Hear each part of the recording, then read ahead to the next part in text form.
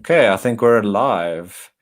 Hello, everyone. Welcome back to the latest episode of the Free Marketeers. We're trying out a different setup today, going live for the first time. So please excuse any hiccups. I'll say that at the beginning, but it seems like we're off to a good start. I'm joined this week by Jacques and Mpiyakhe. Jacques in Joburg, Mpiyakhe in Newcastle. Guys, thank you once again for being here with me. Appreciate your time. Viewers and listeners, to all of you, I hope you're doing well. Things seem quite crazy out there in the world nowadays. We don't know if we're coming or going. We don't know if we can attend certain events or not, book certain guest houses or not. And as is the case with South Africa throughout the lockdown, we don't know if one regulation applies and which one doesn't. And we're all trying to figure out these things as we go. On today's episode, I thought we would cover the upcoming supplementary budget next week. It was announced a few months ago, of course, when the lockdown first started, that South Africa would need to do extra spending and would need an extra budget to account for all that COVID-19 relief spending. So we're going to touch on that because that is coming up next week on the 24th of June. And then also we'll cover the latest business rescue plan developments around South African Airways. And I'll get Jacques to talk about that specifically. So just on the budget, broadly, yesterday, Minister Tito Mboweni, the Minister of Finance, told the National Council of Provinces that South Africa was staring a sovereign debt crisis in the eyes as soon as 2024 if the country's spending and economic outlook did not change dramatically. So I think here, Mpiyakhe, I'm going to throw it to you first. Basically, with any budget, like a budget overview, people shouldn't just think it's nationally, but for families, your budget, you need to balance the books, right? Every month, you can't just spend inordinate amounts if you don't actually bring in money. But it seems for government, different rules apply. So while I'm happy to hear Minister Mboweni talking about we need to measure our spending and bring things down, I'm thinking other people in government probably aren't listening to him. So I thought if you could just speak to that point specifically where he's talking about the sovereign debt crisis. Yeah, so on your point about everyone needing to balance their books, well, not if you are a government, you don't seemingly need to. You can run a perpetual deficit seemingly, but there is a risk because of how expenditure has grown in good times. We'll only know the full extent when the adjustment budget or the emergency budget is released. We'll only know then the full extent of what's happened, but. It's going to be horrific just based on what we've seen with COVID-19, the expected drops in expenditure collections and so on, like what SARS has already experienced, billions in missed targets. So it's going to become worse, and it's eventually, like we can't keep on living on debt. Like it's not a poor country, but a country like South Africa we don't have the reserve currency of the world. So we can't just keep on taking debt, and we're also in emerging markets, so we are perceived as higher risk. So we can't just keep on taking debt. At some point, it's just going to get too much. Whether it's 2024 before that, because another thing is Treasury is notoriously optimistic when it comes to their estimates. So they could. It's more than, I would say it's more than 50% likely that they are wrong on 2024. It could actually be before that. So we'll see. Jacques, to you, I mean, this might be a bit of a dry question, so excuse me for that. But broadly, when you're talking about a national budget, what should be in it, what shouldn't be in it, in a proper conception of a budget? Just to give, I mean, for myself, I'm not particularly adept at numbers and that sort of thing, but just a basic, if you can give us a basic breakdown overview of what sort of things should be in a budget, just so people have an idea of what to look for or what not to look for. Well, I mean, preferably you want money in your budget, which is a bit of a problem, yeah. The issue is where he's going to get the money from. In this case, I saw Gareth van Onselen suggested cutting expenditures on the VIP protection. I think that's a good way to source money. But yeah, what should be in a budget is basically your expected tax revenues and your expected or forecasted expenditures, what you're budgeting for. There will be deficits, how we will cover those deficits, etc. We've seen the suggestions of zero-based budgeting. Just quickly explain. That's basically, so you start off from zero, and every single time you budget, the departments that need money must justify all the expenditures that they want to incur from scratch. They do not just receive money, the same amount, or a little bit more, a little bit less than they receive. You basically budget from scratch every single time. advantage of this is it does make it a little bit easier to control your government expenditures, etc. But the disadvantage is it does open the door for some bureaucracy. It is in and of itself a very bureaucratic process. A lot of administration involved. It's an expensive process in and of itself. But at this point in time, I think we do not have a choice but to implement zero budgeting so that we can actually achieve some sense of accountability. The problem is you need to have strict checks and balances in place in order to ensure departments actually do justify their expenditures. Another problem that you might have there is how the framework that you use to evaluate whether certain expenditures are justified or not. So all in all, it is a complicated process, but I think Minister Mboweni has got a point that and all the commentators suggesting zero budgeting, they do have a very good point in that we need to start really considering it and hopefully implement it. At this point, it's a necessity. So, with all the disadvantages that come with it, I think the advantages outweigh that, and they just need to make sure they implement it correctly at this stage. I'll throw this to both of you. Is there any precedent for countries doing zero-based budgeting before? Is there any places that it's worked well or not worked well? I don't know if either of you have really looked into this, so I'm putting you on the spot here, but I was wondering if there was any links to other countries that might have done anything like this before. Well, I haven't looked at zero-based budgeting as to precedent, but having looked at it, just thinking about it logically, it does like it's not immune to the flaws, like political pressures and so on. So if you can put enough political pressure to bear on national treasury or the finance ministry or whoever you need to, you can justify anything, because it depends. Like it's a matter of trust within government. Like they decide if it makes sense, if their justifications are worthwhile. So to impose even more discipline, we could go to something that has been tried in our northern neighbor Zimbabwe, which is cash budgeting, which along with which sort of goes along nicely with zero-based budgeting, because the purpose of cash budgeting is to live within your expected revenue. So for example, the SARS in April said that they missed their tax targets by 285 billion. Okay, put that aside. So if you because of that, they would at least expenditure would need to be adjusted downwards by at least 285 billion rands.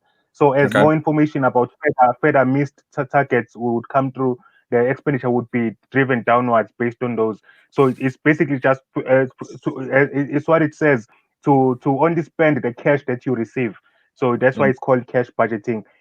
You don't spend any money you don't spend, like, for example, an example of money you don't have. Let's say government, the special drawing rights account that government has in the IMF, or the account government has in the South African Reserve Bank, or even the some of the funds like the UIF and PIC. Some of those monies available in those funds that government technically does control. So that you wouldn't count that, because it's not part of revenue. It's just assets that could be sold and realize revenue. So you would only count revenue that government receives and only spend on that, and only budget for that. So it goes along with zero-based budgeting, because starting off from a zero base, a department would come to you and say and make their justification based on your zero-based model. Mboweni has said that they would prioritize infrastructure and economic growth. Putting aside that government can't really stimulate economic growth, okay, let's put that aside. Sure. So let's department makes its justification, says we're going to spend this much on a road, and then the government will say, okay, does it fit in? Okay, it's infrastructure, so it does fit into our zero-based budgeting approach. But are we over yet? If we already met our threshold for what we expect to receive, let's say it's 1.5 trillion, for example, that we expect to receive for the year. If your suggested expenditure goes up beyond that, then it will not be approved. That way, you don't need to take on any new debt, and you're always at a point of at least at being a neutral point, not being in deficit. So you always avoid the budget deficits, and with some economic growth, even if it's weak economic growth, eventually the debt will reduce, because as the economy, if the economy grows faster than the growth of the debts, then over time it just goes away, it just disappears. On that note of departments having to then sort of prove their case, as it were, come to a court of law and make your case if you want 500 billion for this or for that thing. Jacques, you've written an article that we sent out yesterday, and viewers and listeners, you can find that on our website if you'd like to read it in more detail. But Jacques, your article about the latest developments around the business rescue plan for South African Airways. So, I mean, I'm hoping that maybe Minister Mboweni is really trying to put himself in a strong position here to, when these departments come with these projects and ideas, he can say, we've tried these things and there's no money for you. These SOEs, for example, like SAA, which, as we all know, has received billions of rands through the years, and we're not seeing any bang for our buck, as it were. But do you just want to talk a bit about the BRP? Yeah, it's quite an expensive plan. I mean, it's so for the figure that's been thrown around is 26.7 billion, which is a conservative estimate of the cost. 16.4 billion of that has already been appropriated in the February budget, so it's a $10.3 billion increase in what they want to give to SAA. Billion rand. Billion rand, sorry. Okay. No. I mean, I wouldn't be surprised if they needed $10.3 billion, but I just wanted to make sure. No, it's in rands, but other estimates have put it higher. The DA put it at over 30 billion because there are other costs coming in. And there will be financing costs coming in because, according to the BRP's plan, SAA will only be functionally independent from government assistance from fiscal 2024 onwards. They will be incurring losses of about 6.3 billion rand in total for fiscals 2021, 2022, and 2023. So obviously dependent on government, they can't immediately start turning a profit again. But now there's also the issue of the unions going to court, particularly NUMSA, to interdict against the vote on the business rescue plan because they feel that they weren't properly involved in the decision-making process. We've got that issue now as well. So yeah, it will be interesting to see where this goes, whether the plan is adopted by creditors, because creditors are still losing out on billions of rands in the process. Do you have any idea of who the main creditors are at the moment? No, I can tell you that ticket holders themselves are constitute as a group a large portion of the creditors. I think in their ticket refund liability is about 3 billion rand itself. But with respect to the other main creditors, I'm not sure. No. I just thought I'd ask out of interest. In terms of reprioritizing spending with this new budget, of course, I guess the broad presumption is that we need government to lead us out of the COVID-19 crisis and the COVID-19 lockdown. We need, as President Ramaphosa calls it, government-led growth. Now, if you were in Minister Mboweni's shoes, guys, obviously this is a hard question, but if you had to prioritize the budget to spend on any one particular thing, what would you advise the minister, or what would you spend on? I mean, the limited amount that you have, of course, we know SARS revenue is lower than previous years, so there isn't that much wiggle room. And of course, from the free market libertarian perspective, we don't want to advocate for any government spending. But if you had to choose, which avenues of spending do you think would be better than others?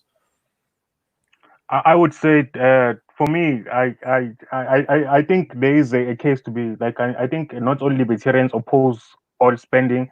So I think you could spend, like, there's room to spend more, like, on the prosecution services, legal aid, providing legal services to people, making sure the courts are accessible, perhaps building more courts so that you improve capacity and capability, invest in training more lawyers, advocates, and judges, and so on. Like, all of those things that will ultimately bring more justice to people. And also other things like, customary law, like start studying this problem, because I think it's a serious problem. If Martin was here, I would ask him as well. But like, I think from a legal perspective, we need to start codifying the customary law, and it's going to help us solve many other issues based on property rights and so on. So we need a rational way to define and make it not just codify, but make it compatible with our constitution. And so there's a lot of work to be done. And on the police as well, the police, and well, if it depends on the military side. The military has also have had their budgets reduced over the years, like military, police, justice, and so on.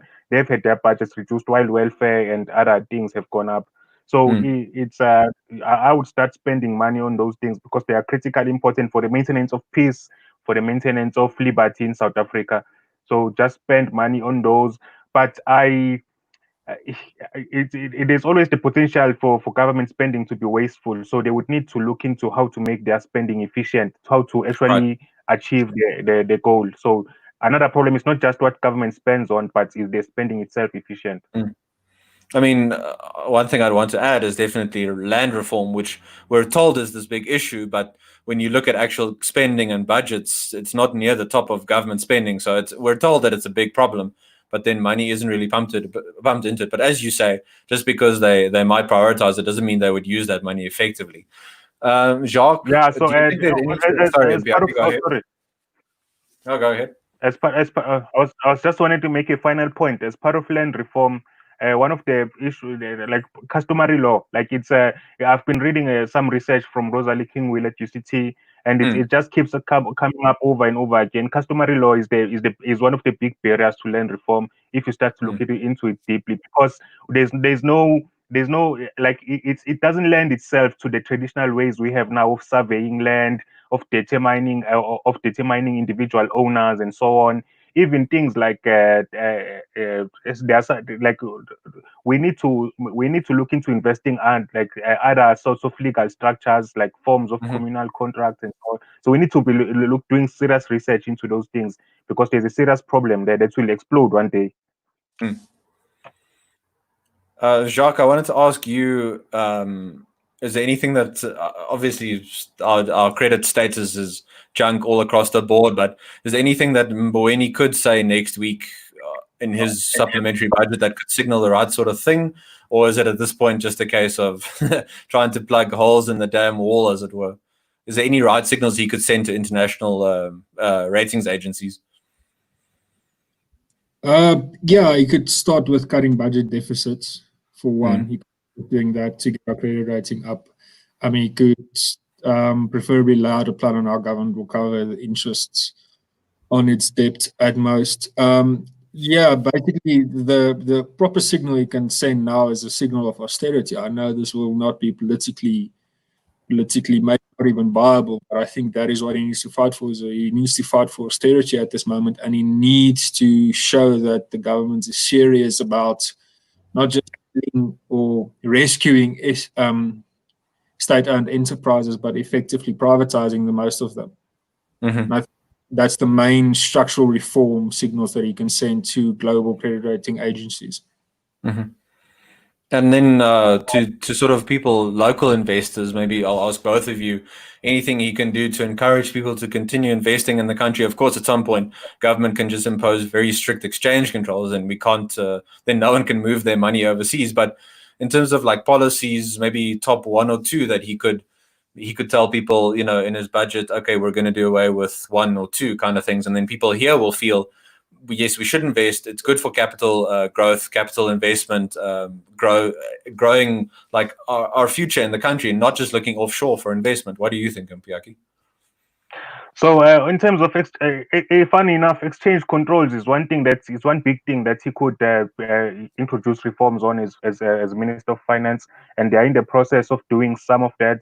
My preference is to just eliminate exchange reforms altogether, but you know that it might be the better way to do it politically, to just remove them like slowly, but. We'll see. So that's one big thing, and I hope they go even further than how far they're going now on reforming exchange controls. But there are other things that Treasury can do, from simplifying banking regulation, regulation for insurance companies, regulation for savings, investment, and also just giving people the option to access their pensions. Like I think there needs to be serious consideration to removing some of the penalties, because with how things are going now, like with the uncertainty going around and the calls being made for prescribed assets from some quotas, I think a lot of South Africans will feel much safer knowing that they could access their pensions and maybe possibly invest themselves in alternative means. So there's a lot he can do as a Minister of Finance, especially in the finance industry, to make that easier, and how money moves around and all of those things. So there's a lot he can do there. In terms of the rest, like the in terms of like the most needed reform, which is, in my opinion, in the regulation that harms the smallest business, like micro businesses and so on, and also land, as we've discussed before. In terms of that, there's not much he can do, but uh, he needs his colleagues to come forward with rational policies Sure. that can, if something needs to be funded, like a rational land reform program that can, if something like that, then that's so the ministry has a lot of power, but they can only do so much. So. Mm. And I suppose the worry is always that he really gets pushed out if he becomes quote unquote too radical for the party line, that he just simply gets ostracized and then no one will really listen to his ideas anymore. So it's probably a difficult thing for him to try and balance these things. Yeah, on this getting pushed out story, I think, like, just some of the things that he's proposed and failed.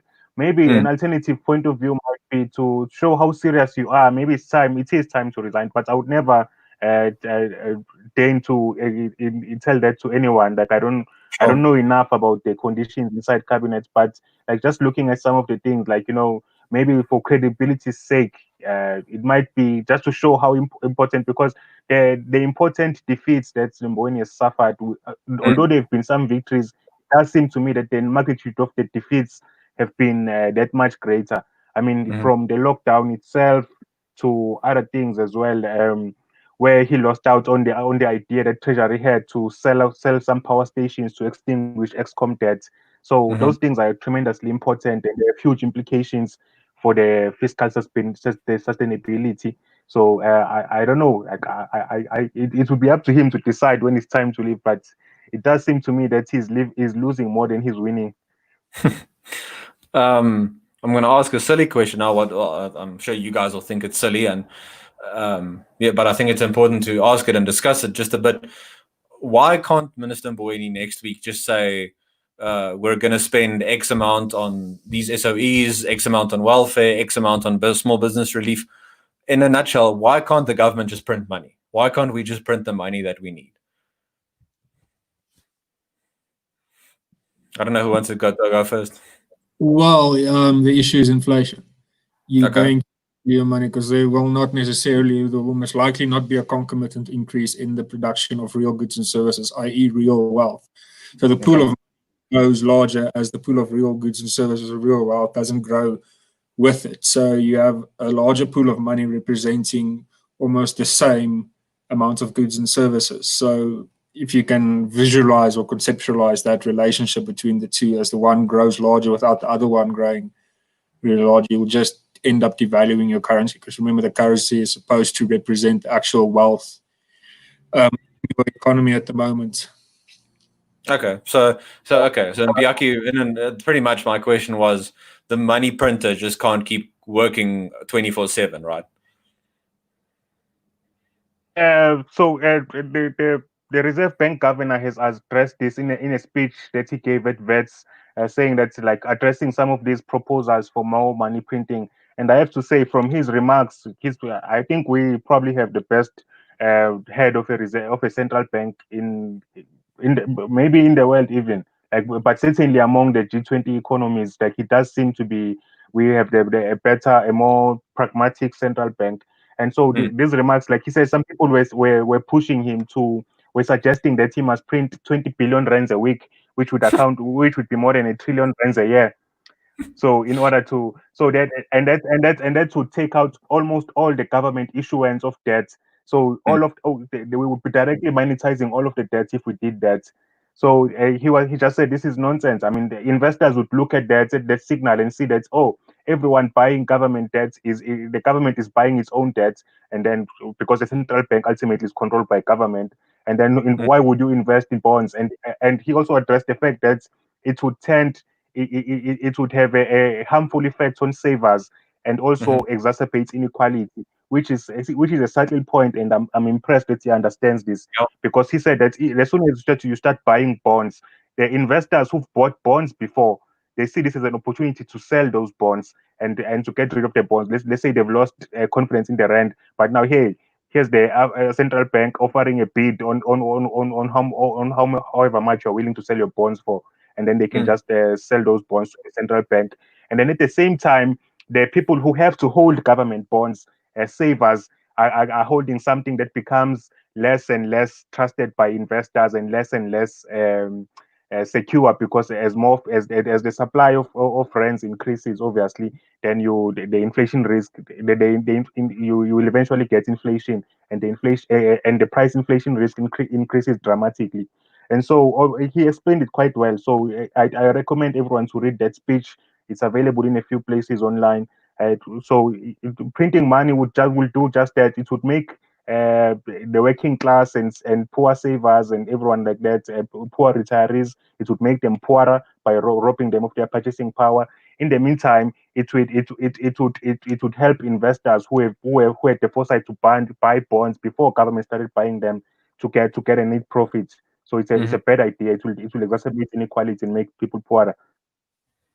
I think you've, correct me if I'm wrong here, Mpiyakhe, but I think you have written before on how inflation is maybe a subtle way of increasing like the government's control over people. So it's not a direct, clear like policy or anything like that, but through the wrong monetary policies and inflation, people lose worth in their currency and what they, obviously their spending power. And that's a way of like actually extracting wealth from people, if I'm right here in saying that.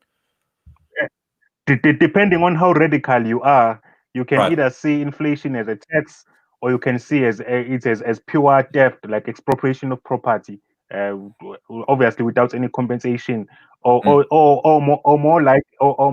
more accurately, you could say it as a transfer of wealth, which is exactly what it is. It transfers Okay. wealth from one group of people to another group of people.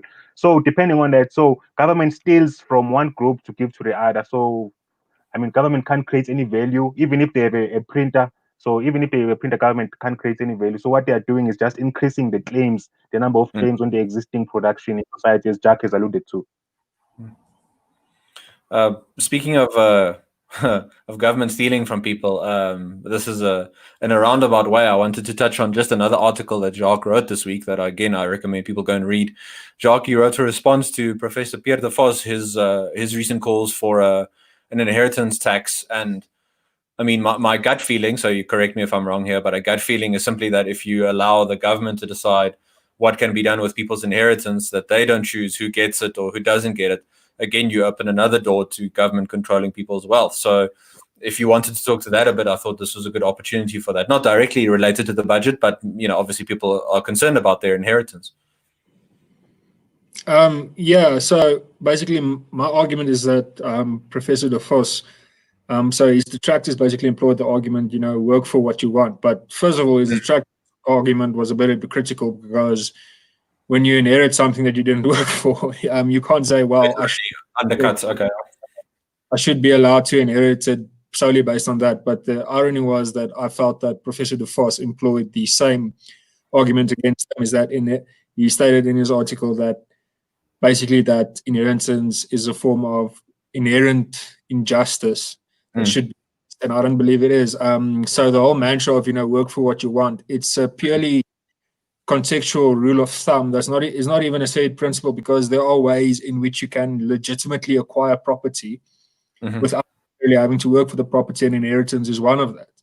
You know, so all sides here screaming, you know, work for what you want, work for what you want. They're basically just undermining their own arguments. I mean, if not only his detractors, but if Professor de Vos himself really believed in, you know, work for what you want, why then tax someone's money to give it to somebody else who also didn't necessarily work for it?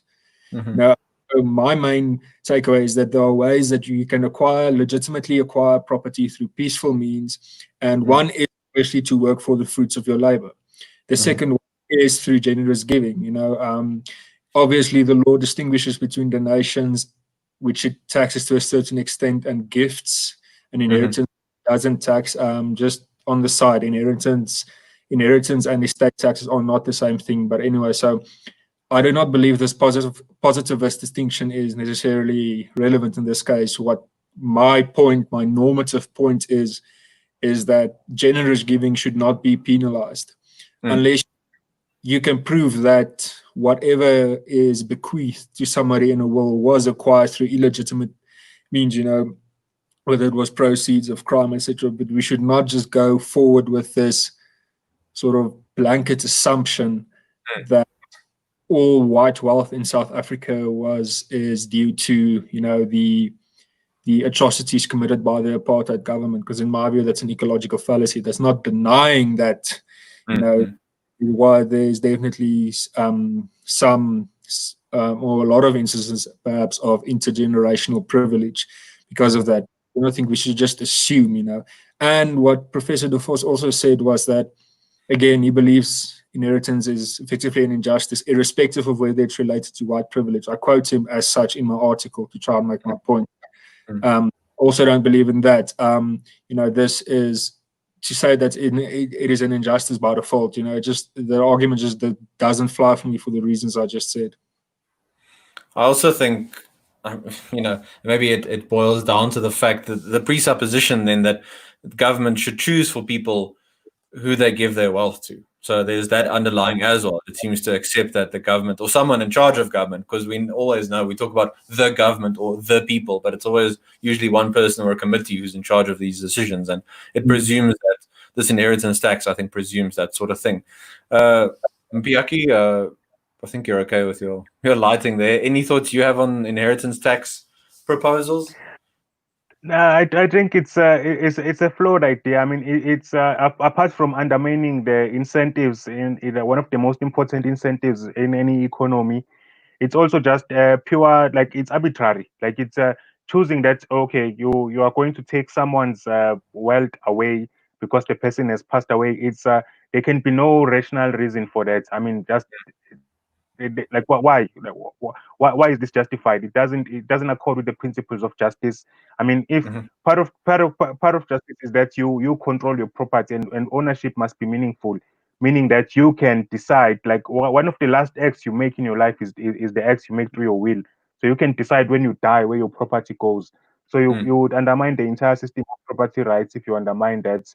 And I think you undermine the intergenerational aspects of an economy, because people build a better life today so that the people of the future can be better off. Yeah, I think that's right. And I'll paraphrase you there and extrapolate and say, I mean, you said it about inheritance tax. It's there's no rational justification. I'll just say no socialist policies have a rational justification, not by a proper standard of rationality. Guys, I think we can wrap up there. Any parting thoughts from either of you that you want to leave the viewers and the listeners with before we end the broadcast? Jacques, I think you first. So just quickly on the inheritance issue again. So if you consider an estate tax, basically that the estate is taxed before the actual property that's bequeathed to people or distributed to them. So for instance, if say for instance my father passes away, his estate gets taxed, and then whatever is left gets bequeathed to me. If that which is bequeathed to me after the estate tax gets taxed again when the ownership thereof has been transferred to me, then that is the inheritance tax. So estate tax taxes the property whilst the ownership still has not been transferred, whereas an inheritance tax taxes it after the ownership of it basically has been transferred. And my problem with that is if there's the death tax, first of all, I don't like to call them estate taxes. They are effectively death taxes. There's a death tax, and then a secondary tax after it's been distributed as well, which I have a fundamental problem with, because there's a form of double taxation, not on a person per se, but property itself. We can even go as far as saying it's triple taxation, because my father, for example, worked for something, it then gets taxed, his income gets taxed, and then he leaves it or he bequeaths it to me in a will, so the estate gets taxed. And if an inheritance is implemented, then the inheritance, when it's in mine, gets taxed for a third time. So it's not the person that's being double or triply taxed, but it is the property itself. So I just want people to consider that as well. Yeah, I think you raise a very important point. Mpiyakhe, any last thoughts from you? Yeah, I think the president's idea that we need government-led growth, government-led growth is the only option for South Africa's economy. It's so completely flawed. I mean, if you look at the past 12 years, we've had nothing but attempts at driving growth through government, through increased expenditure. There have even been numerous calls from within the ruling party itself saying the private sector must invest. Well, if you want the private sector to invest, you create the environment. Government investment will never replace the private sector, and the past 12 years have proven that through South Africa's low growth, even as government increased expenditure every year above inflation. So this has not led to economic growth, a similar economic growth. So this should put paid to any idea of government spending or government leading the economic growth. Government has to be humble enough to realize that its limitations, implement zero-based budgeting as well as cash budgeting, reaffirm Reserve Bank independence, and implement the real structural reforms, especially in the microeconomic front, that are necessary to get South Africa's economy going. Oh, perfect. I think that's a very good summation. And on that, I'll simply say there's nothing radical about socialist policies. There's no way that government-led anything will give us the radical economic transformation that this country needs. There's nothing radical about repeating the same ideas that simply put people at in the hands of control of the government. So it's time for South Africa to try some new, actually radical ideas. Guys, as always, thank you for your time. Thanks for being here with me. Viewers and listeners, to all of you, thanks once again for joining us. I hope you found the episode informative. If you have done so, if you found value in the work we've done throughout the lockdown especially, please consider donating to the Free Market Foundation. You can find that link in the description below. We greatly appreciate your support. It means a lot to us, and it ensures that we can continue doing this work that we think is vitally important to the future of this country. Please remember to like the video and share it on your different social media platforms. We appreciate all of your support. Thank you to everyone who's been commenting on the video. We didn't even broadcast that this video was going to be live. This is our first test run, but in future, I'm sure we'll do a bit more lead time as such and give you guys advance notice so you can do your comments and contribute in the chat. I think on that note, we'll end off. Enjoy your weekend. Enjoy the rugby in New Zealand. At least we have rugby again. I know for all of you South Africans, it's only New Zealand, but it's better than nothing. I'll end on that note. Thanks, everyone. Bye-bye.